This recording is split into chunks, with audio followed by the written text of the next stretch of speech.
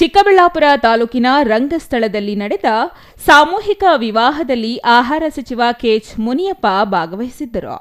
ದಾಂಪತ್ಯ ಜೀವನಕ್ಕೆ ಕಾಲಿಟ್ಟ ಜೋಡಿಗಳಿಗೆ ದೇವರು ಆಯುಷು ಆರೋಗ್ಯ ನೀಡಲಿ. ರಂಗಸ್ಥಳ ಸ್ವಾಮಿ ದೇವಾಲಯದಲ್ಲಿ ದಾಂಪತ್ಯ ಜೀವನಕ್ಕೆ ಕಾಲಿಟ್ಟಿದ್ದೀರಿ, ನಿಮ್ಮ ಜೀವನ ಸುಖಕರವಾಗಲಿದೆ. ಇಬ್ಬರಿಗೂ ಜವಾಬ್ದಾರಿಗಳು ಹೆಚ್ಚಾಗಲಿದೆ. ಜೀವನದಲ್ಲಿ ಬರುವ ಸವಾಲುಗಳನ್ನು ಸಮರ್ಥವಾಗಿ ಜೊತೆಯಲ್ಲಿ ಎದುರಿಸಿರಿ ಎಂದು ಸಚಿವರು ಹಾರೈಸಿದರು. ಇದು ನೀವು ಅರ್ಥ ಮಾಡ್ಕೋಬೇಕಾಗಿದ್ದು, ಬಸವಣ್ಣವರು ಗೋವಾಗಳು ಈ ಒಂದು ಕಾರ್ಯಕ್ರಮವನ್ನು ಆಶೀರ್ವಾದ ಮಾಡ್ತಾ ಇದ್ದಾರೆ.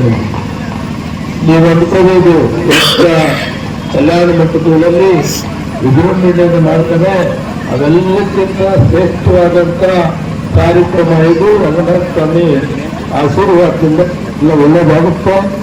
ನಾವು ಏಪ್ರಿಲ್ನಲ್ಲಿ ಮೇ ತಿಂಗಳಲ್ಲಿ ರಾಜೀವ ಸುಬ್ರಹ್ಮಣ್ಯ ದೇವಸ್ಥಾನದಲ್ಲಿ ನಾವು ಕೂಡ ಒಂದು ಈ ಕಲ್ಯಾಣ ಕಾರ್ಯಕ್ರಮವನ್ನು ಹಾಕೊಂಡಿದ್ದೀವಿ.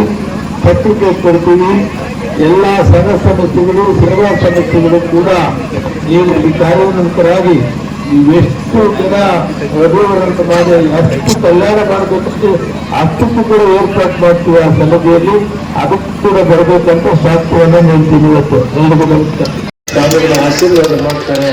ಆ ಮಕ್ಕಳಿಗೆ ಒಳ್ಳೆ ಮಕ್ಕಳನ್ನ ಇವರು ಧರ್ಮವನ್ನು ಕೊಟ್ಟು ಆ ಮಕ್ಕಳು ಈ ದೇಶದ ಭವಿಷ್ಯವನ್ನು ರೂಪಿಸುವಂತವರಾಗಲಿ, ಒಳ್ಳೆಯ ಬುದ್ಧಿವಂತರಾಗಲಿ, ಆ ಬುದ್ಧಿವಂತರಾಗಿ ದೇಶ ಕಲ್ಯಾಣ ಕಾರ್ಯಕ್ರಮದಲ್ಲಿ ಅವರು ಭಾಗಿಗಳಾಗಲಿ ಮತ್ತು ಅತ್ಯುತ್ತಮವಾದಂಥ ವ್ಯಾಸಂಗವನ್ನು ಮಾಡಿ ಸ್ವಾಭಿಮಾನಿಗಳಾಗಿ ಸ್ವಾವಲಂಬಿಗಳಾಗಿ ಜೀವನವನ್ನು ನಡೆಸುವಂಥ ಶಕ್ತಿಯನ್ನ ಅವರಿಗೆ ಕೊಡಲಿ.